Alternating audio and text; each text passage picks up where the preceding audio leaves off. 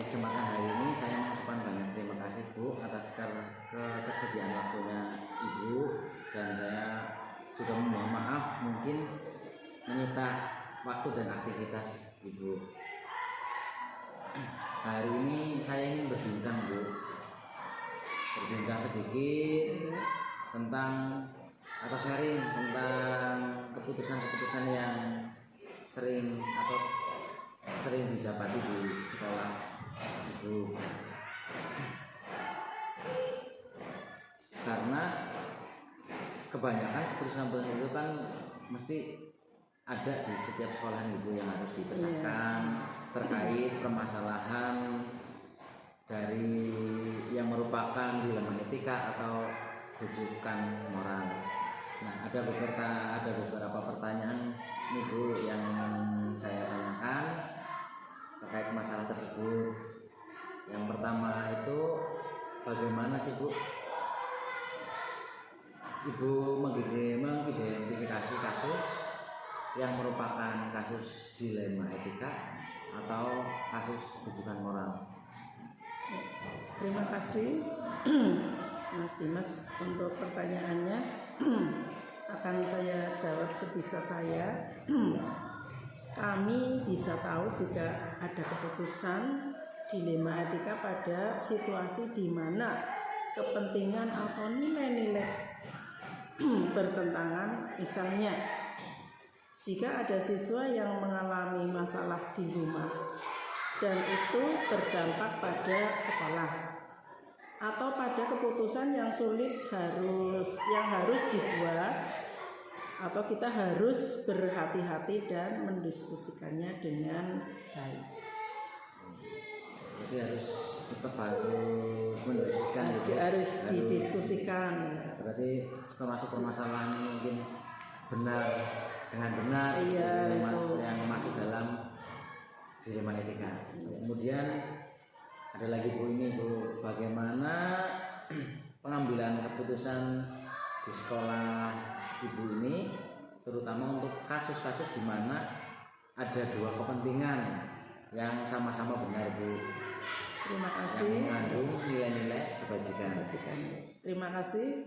Untuk kami biasanya bersama tim atau teman satu kantor, satu sekolah ya Pak, di sini, atau satu tim, dan membicarakannya. Misalnya kami pertimbangkan semua aspek dan mendengarkan pendapat orang lain. Jadi kami dalam menghadapi suatu permasalahan tidak diputuskan sendiri, melainkan kita bersama-sama dengan tim. Kemudian kami membuat keputusan berdasarkan apa yang terbaik untuk semua pihak yang terlibat. Berarti tetap kerja sama tim dalam memecahkan permasalahan. Betul. Yang mengandung berkolaborasi untuk mencapai kesepakatan bersama. Yang mungkin mufakat nih Bu. Terus ada lagi Bu pertanyaan selanjutnya itu, langkah-langkah atau prosedur seperti apa yang biasa dilakukan selama ini Bu? Terima kasih untuk langkah-langkahnya. Yang pertama, kami kumpulkan semua informasi yang ada atau yang saya terima. Kemudian yang kedua, kami identifikasi nilai-nilai yang bertentangan. Ketika kami bicarakan dengan tim untuk mencari keputusan yang adil.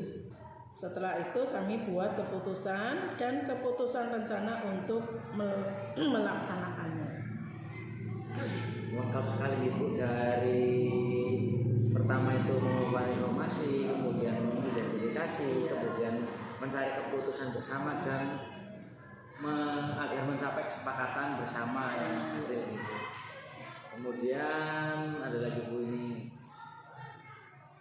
hal apa saja yang selama ini dianggap paling efektif Bu dalam pengambilan keputusan? Ya, terima kasih. Untuk mengambil hal yang paling efektif adalah melibatkan semua pihak, terutama yang ada di sekolah tersebut, dan didiskusikannya untuk memastikan semua orang tahu apa yang terjadi dan membuat keputusan yang jelas serta adil. Keterbukaan dan komunikasi yang baik serta sangat membantu. Berarti tetap nih Bu, tetap kolaborasi, iya. Terus saling terbuka, saling jujur. Iya. Di sini tidak ada mengutamakan egois, itu tidak ada. Selalu berkolaborasi. Tantangannya termasuk menghadapi kepentingan dari berbagai pihak. Kesulitannya untuk memuaskan semua orang dan membuat keputusan yang tepat sesuai dengan prioritas yang harus dipertimbangkan sesuai dengan langkah dan prosedurnya. Berarti tantangannya itu menyelesaikan konflik Ibu antara pihak-pihak yang terlibat, kemudian melihat keputusan membuat keputusan tepat, iya, sesuai kepentingan. Ini Bu, kemudian dijadwalkan atau langsung diselesaikan langsung Bu dalam setiap permasalahan yang sering dihadapi? Ya, itu kita melihat berat ringannya permasalahan. Kalau itu permasalahannya ringan dan bisa diselesaikan secara singkat di situ bareng-bareng, ya kita bisa melaksanakannya secara singkat. Kemudian atau bisa diselesaikan saat itu juga. Kemudian apabila permasalahannya kasusnya rumit atau agak berat itu ya kita bisa dulu ke ke teman sejawat terutama, kemudian ke warga sekolah atau yang rumit ya. Berarti secara tidak langsung melihat kasusnya ya, berat ringannya. Kalau kasusnya ringan berarti bisa langsung diselesaikan. Kalau kasusnya berat mungkin kita mencari juga pertimbangan agar mendapat ya masukan ya, baiknya seperti ini. Untuk faktor-faktornya Bu yang membantu dalam pengambilan keputusan Bu. Untuk faktor-faktornya mungkin dukungan dari teman atau iya, terima kasih. Itu memang dukungan dari semua pihak itu benar-benar dibutuhkan. Ya terutama dari dalam itu ya berarti kan dari dalam sekolah itu sendiri. Dari timnya itu ya teman sendiri, guru-guru yang ada di sini itu termasuknya tim. Kemudian ada pedoman yang jelas dan bantuan dari konsultan jika perlu, sangat membantu. Kemudian dukungan dari pimpinan dan komunitas sekolah yang penting. Jadi tetap di sini tidak meninggalkan kolaborasi antara semua elemen yang ada di sekolah, sehingga membantu mungkin memperingan atau mencari solusi atas suatu permasalahan sehingga mendapatkan hasil yang mufakat untuk yang lain. Jadi keputusan itu bisa berdiri bersama-sama. Ibu, terima kasih kemudian Ibu dari semua hal yang telah disampaikan Ibu pada pembelajaran, kemudian apa yang Ibu dapat dan pengalaman yang Ibu dapat dari pengambilan keputusan terkait keputusan dilema etika Bu. Ya, terima kasih. Saya telah banyak belajar tentang pentingnya komunikasi yang selalu terbuka, kemudian mendengarkan semua pendapat. Tidak semua keputusan itu diputuskan sendiri, tapi berdasarkan keputusan bersama. Kita juga perlu fleksibel dan siap menyesuaikan keputusan yang berdasarkan situasi yang ada agar keputusan yang diambil tetap adil dan bermanfaat bagi semua. Berarti untuk mengambil keputusan yang adil itu perlu pertimbangan keputusan untuk semua aspek agar mendapat atau berdampak yang baik Ibu. Kemudian pengambilan keputusan yang fleksibel berarti itu menyesuaikan dengan keputusan berlaku atau mungkin kejadian setelah diambil keputusan ini kok timbul ada konflik atau kejadian apa, kan berarti fleksibilitasnya untuk menyelesaikan kasusnya itu kemudian mencari yang terbaik. Oke Bu, terima kasih Bu atas kesempatannya hari ini. Terima kasih sudah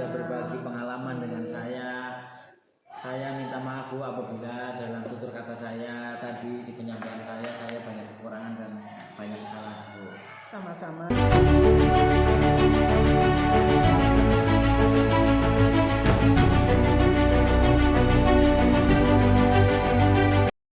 Assalamualaikum warahmatullahi wabarakatuh. Perkenalkan, nama saya Dimas Pansuatmiko. Di sebelah saya Bapak Agus, Kepala Sekolah dari SD Negeri Windu 7. Pertama-tama saya mengucapkan banyak terima kasih Pak atas kesediaan waktu Bapak. Saya juga minta maaf kalau mungkin menyita waktu terkait dengan aktivitas Bapak di sekolah. Kedatangan saya hari ini itu ingin berbincang tentang pengambilan keputusan yang sering Bapak lakukan, terutama masalah yang berkaitan dengan dilema etika ataupun rujukan moral. Karena sekolah ini menurut saya itu berbeda dengan sekolah yang lain, Pak. Itu sebagaimana yang saya ketahui bahwa sekolah ini merupakan sekolah penggerak, Pak. Tentunya memiliki prestasi yang lebih dari sekolah lain. Nah, di sini ada beberapa pertanyaan Pak yang ingin saya konsultasikan dengan Bapak yang berkaitan dengan pengambilan keputusan. Mungkin untuk pertanyaan yang pertama itu, selama ini itu bagaimana Bapak mengidentifikasi kasus yang merupakan dilema etika atau rujukan moral? Baik, sebelumnya saya mengucapkan selamat datang kepada Mas Dimas dari SD Negeri Windu 3 yang kebetulan sedang melaksanakan tugas sebagai CDP, Mas ya. Ya, terima kasih atas kehadiran panjenengan, dan kami di sini merasa tersanjung sudah menjadi narasumber dari sebuah wawancara tugas ini. Terkait dengan pertanyaan jenengan yang selama ini atau sudah pernah kami laksanakan di sini terkait dengan pengambilan keputusan berkaitan dengan dilema etika ataupun rujukan moral. Jadi yang sudah pernah saya laksanakan adalah yang pertama, ketika kita menemui sebuah permasalahan itu kita telusuri dulu, Pak. Telusuri dulu permasalahannya apa, kemudian pihak-pihak yang terlibat itu bagaimana, siapa saja, dan setelah itu kita analisis apakah permasalahan yang terjadi itu berkaitan dengan hukum atau hanya dalam konteks dilema etika atau rujukan moral. Mengapa demikian? Karena kalau kita sudah bersentuhan misalnya ke masalah hukum, tentu di sana itu ada benar dan salah, kan? Tapi beda lagi kalau ketika hanya permasalahannya konteksnya itu dilema etika atau rujukan moral, itu kan ya semuanya benar vs benar gitu, biasanya kayak gitu. Maka kita perlu menganalisis dulu sebelum tentu mengambil keputusan. Ketika misalnya terjadi kok ternyata hanya permasalahan dengan berkaitan dengan dilema etika yang nyatanya benar dengan benar, kita telusuri, kita analisis, kemudian kita perlu juga untuk berkonsultasi atau kita bertanya kepada pihak-pihak yang terlibat di sana, baru kita bisa mempertimbangkan banyak hal untuk mengambil sebuah keputusan yang dampaknya itu positif gitu, tidak mempunyai dampak negatif kepada pihak-pihak yang terkait gitu. Pak, terima kasih. Berarti terkait dengan pengambilan keputusan tadi, Bapak selalu melakukan dengan menganalisis dulu nih. Betul. Kemudian baru kalau umpamanya kasusnya mungkin itu berkonsultasi dengan teman yang mungkin lebih saya saling berbagi. Sharing. Betul, Pak. Kemudian yang kedua, Pak, selama ini bagaimana Bapak itu dalam pengambilan keputusan di sekolah Bapak, terutama untuk kasus-kasus di mana ada dua kepentingan yang sama, benar atau sama-sama mengandung nilai kebajikan. Oh iya. Baik Mas Dimas, yang pernah saya tempuh atau saya alami di sini ketika menghadapi permasalahan seperti itu, langkah pertama saya istilahnya berkonsultasi, bisa juga berkonsultasi atau mengajak berbicara pihak-pihak yang terlibat ketika akan diambil sebuah keputusan. Kemudian ketika menemui sebuah permasalahan yang dua-duanya baik, dua-duanya benar, kata kunci yang pernah saya tempuh adalah kata kuncinya skala prioritas. Jadi mana dulu yang kita dahulukan, yang mempunyai dampak luas, kemudian seberapa besar dampaknya bagi lingkungan sekolah, itu yang saya utamakan menjadi bahan pertimbangannya begitu. Dan alhamdulillah dari beberapa peristiwa atau beberapa kasus yang harus saya ambil keputusan berkaitan dengan dilema etika, semuanya lancar dan aksesnya tidak kemana-mana dan bisa diselesaikan dengan baik dan tidak mengganggu irama kerja atau ritme teman-teman yang ada di SD Negeri 27. Terima kasih. Berarti tetap nih Pak memprioritaskan skala prioritas dulu dan mementingkan mana dulu yang paling baik awan disampaikan.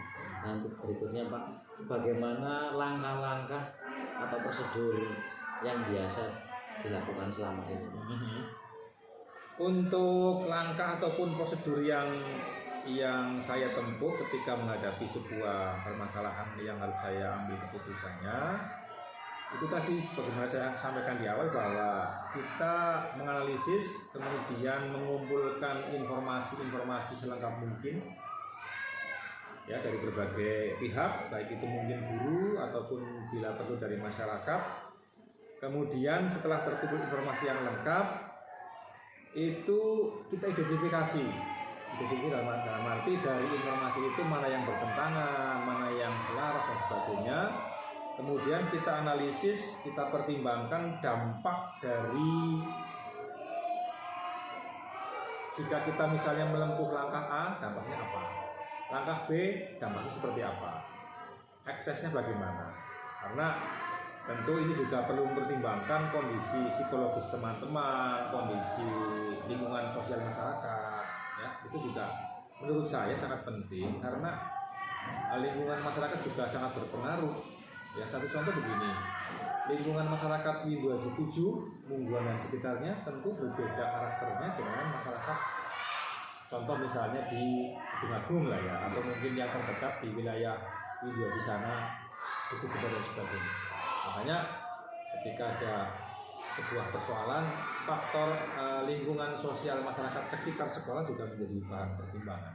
Itu yang sudah pernah saya tempuh atau pernah saya laksanakan seperti itu. Kemudian ada lagi Pak ini, hal apa saja yang merupakan tantangan Pak dalam pengambilan keputusan yang sering Bapak lakukan? Nah ini beberapa waktu kemarin juga saya ketemu seperti itu.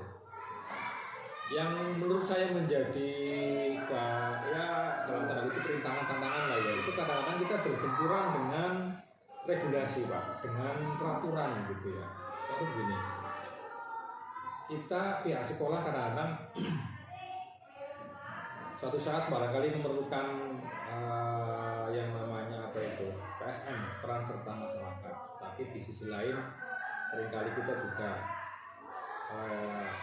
dihadapkan kepada persoalan-persoalan yang dilarang mengadakan bahasanya apa pungutan segala macam gitu ya. Makanya itu sebuah tantangan yang memang ada solusi, tapi kalau tidak berhati-hati dalam mengatasi solusi itu juga akan menjadi hal yang punya kemungkinan untuk menjadi rintangan atau untuk menjadi hambatan gitu. Walaupun tetap ada solusinya. Kemudian yang berikutnya yang menurut saya sebuah tantangan apa? Ketika itu tadi, satu contoh begini, saya harus menempatkan ketika awal tahun pelajaran membagi tugas mengajar guru gitu ya. Guru A menurut saya kemampuan akademisnya bagus, kreativitasnya bagus, cocoknya di kelas tinggi. Tetapi di saat yang sama guru itu juga harus dibutuhkan tenaganya. Satu contoh untuk pembuatan SPJ sosial ini yang real kita sering kita temui. Ini mana yang harus saya dahulukan begitulah. Apakah mengutamakan untuk karena takutnya nanti mengganggu juga ya. Misalnya satu sisi beliaunya ini fokus di satu bidang maka akan mengganggu bidang lain yang sama-sama penting. Nah ini kadang-kadang menjadi sebuah pemikiran yang sangat perlu pemikiran berhati-hati dalam mengambil keputusannya. Kemudian juga satu contoh rintangan juga itu tadi, bagaimanapun kita hidup di lingkungan masyarakat, wali murid, komite, tidak semuanya satu suara Pak ya. Kadang-kadang sekolah mempunyai program A, tetapi ada saja yang dari pihak-pihak tertentu yang barangkali kurang pas, kurang setuju, dan itu juga kadang menjadi hal yang perlu dipikirkan dan diseriusi dalam penanganannya. Itu sih Mas yang selama ini saya hadapi yang menurut saya itu sebuah katakan hambatan atau rintangan. Berarti tetap ada beberapa yang memang menurut Bapak itu mungkin hambatan atau rintangan yang dialami di sekolah ini ya. Iya. Tidak jauh berbeda dengan sekolah-sekolah lain yang berbenturan dengan salah satu berbenturan dengan peraturan gitu, terus membagi tugas dan masih yang lainnya. Kemudian ini Pak ada lagi pertanyaan dari saya itu, apakah ada jadwal tertentu dalam sebuah penyelesaian kasus di 5 etika? Kemudian apakah langsung menyelesaikan di tempat atau memiliki sebuah jadwal untuk menyelesaikan, atau juga prosedurnya itu seperti apa? Seperti itu ya, prosedur jalannya misalnya. Kalau jadwal khusus saya nggak punya. Jadi jadwal khusus untuk menyelesaikan sebuah masalah itu saya nggak punya. Mengapa? Karena yang namanya permasalahan kan ya datangnya kadang-kadang sok tiba-tiba tidak ada jadwal khusus juga. Jadi jadwal penyelesaian tidak ada. Tetapi dalam hal tindakan penyelesaian ketika menemui sebuah masalah, kalau masalahnya itu mohon maaf, saya dalam tanda kutip dikatakan ringan dan tidak terlalu banyak ekses, tidak terlalu banyak dampak, saya selesaikan saat itu juga. Langsung. Tetapi kalau bobot masalahnya kok barangkali perlu pemikiran yang lebih luas, kemudian dampaknya juga mungkin kemana-mana, ini saya tidak bisa menyelesaikan langsung. Harus saya analisis, langkah-langkahnya saya analisis, kemudian saya cari informasi sebanyak mungkin, kemudian saya wawancara pihak-pihak yang terlibat begitu, kemudian baru bisa mengambil keputusan dan tidak bisa saat itu. Ini jadi kembali lagi ke bobot atau konteks masalahnya gitu. Kalau ringan ya saat itu saya selesaikan dan tidak ada bobot. Berarti mudah-mudahan sih di tengah perjalanan nggak pernah ada masalah ya.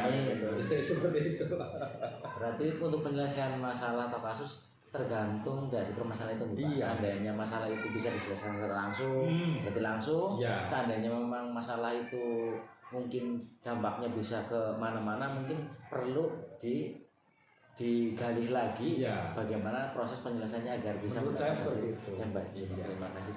Kemudian ini Pak, adakah faktor-faktor yang selama ini itu membantu atau mempermudah dalam pengambilan keputusan untuk terkait kasus-kasus dilema itu Pak? Oh iya, menurut saya yang saya rasakan selama ini yang cukup membantu itu apa namanya ya, kekeluarga. Ini kita bicara konteks di SD ya, konteks di sekolahan gitu ya. Ini yang menurut saya cukup membantu adalah kekeluargaan. Iya, kekeluargaan dari kami dan teman-teman guru itu saya bangun pertama itu Pak. Jadi mindset pola pikir bahwa kita kerja itu kolektif, kita kerja itu tidak ada Superman, yang ada itu hanya super team gitu ya. Jadi tidak ada orang yang paling hebat, itu tidak ada, tapi semuanya saling membutuhkan, saling terkait dan sebagainya. Ini penting. Jadi ketika ini sudah terbangun, rasa kekeluargaan dan rasa kebersamaan sudah terbangun, kemudian ketika suatu saat ketemu sebuah masalah juga kita sama-sama enak, sama-sama menyadari gitu. Ini bagi saya cukup membantu sekali Pak. Rasa kekeluargaan di antara kami dan teman-teman yang ada di sekolahan gitu Pak. Kemudian yang kedua yang cukup membantu juga sekarang ini kan yang namanya wawasan dan pengalaman teman-teman kan berbeda barangkali ya, ada teknologi, ada media sosial, kemudian platform-platform pendidikan yang banyak, tinggal pilih di katakanlah di internet lah ya, itu juga menambah wawasan teman-teman, menambah wawasan kami, sehingga sadar atau tidak juga menambah kedewasaan begitu. Jadi teknologi juga cukup membantu menurut saya seperti itu. Berarti diutamakan rasa kekeluargaan dan kolaborasi Ya, nih Pak. Kolaborasi. Ya, betul. Dan paling penting juga tentang wawasan pengetahuan gitu, atau pengalaman gitu. Menurut saya seperti itu Pak. Terima kasih Pak. Nah, dari semua hal yang sudah Bapak sampaikan di pembelajaran yang dapat dipetik atau pengalaman yang dapat diambil dari Bapak selama ini mengambil keputusan terkait dilema etika itu yang seperti apa Pak? Atau apa? Oh, iya. Kalau manfaat bagi diri saya pribadi selama ini ya berarti saya kurang lebih menjadi katakanlah pimpinan kepala sekolah itu sudah hampir 6 tahun ini Pak. Manfaat yang saya rasakan ya banyak sekali. Satu diantaranya adalah semakin menambah kedewasaan saya, menambah katakanlah kematangan saya dalam mengambil keputusan untuk selalu mempertimbangkan banyak hal, kemudian melatih kebijakan saya dalam barangkali menginformasikan sesuatu hal kepada rekan-rekan guru begitu.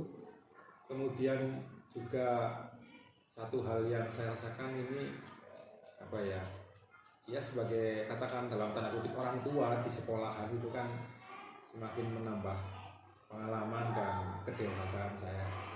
Itu yang satu di antara hal yang saya rasakan sebagai manfaat, karena semakin kesini tentu setiap tahun atau setiap saat kan masalahnya beda-beda Pak. Kalau seperti ini treatmentnya seperti ini, kalau masalahnya B berarti solusinya seperti ini, tentu dengan pertimbangan tadi semakin mematangkan lah, menambah kematangan saya gitu sih. Berarti memberikan suatu penambahan ilmu yang menjadikan diri Bapak atau agar lebih matang lagi dalam semua kebijakan atau pengambilan keputusan, gitu Pak. Iya. Termasuk seperti itu Pak. Oke Pak. Terima kasih nih Pak untuk kesediaan waktunya karena sudah berbagi praktek baik atau sharing, berbagi pengalaman dengan saya terkait tentang atau sharing tentang dilema etika atau kasus rujukan moral. Oh iya, sama-sama Pak. Untuk itu saya mohon maaf Pak apabila dalam perbincangan ini saya banyak kesalahan atau banyak tutur kata. Saya mengucapkan banyak minta maaf atas kekurangan kesalahan. Sama-sama Pak Dimas, saya juga mohon maaf barangkali jawaban-jawaban saya kurang memuaskan ataupun bagaimana, itu semua hanya keterbatasan saya sesuai dengan apa yang saya punya dan saya miliki begitu. Jadi terima kasih panjenengan sudah bersedia untuk mewawancarai saya. Terima kasih. Semoga sukses selalu.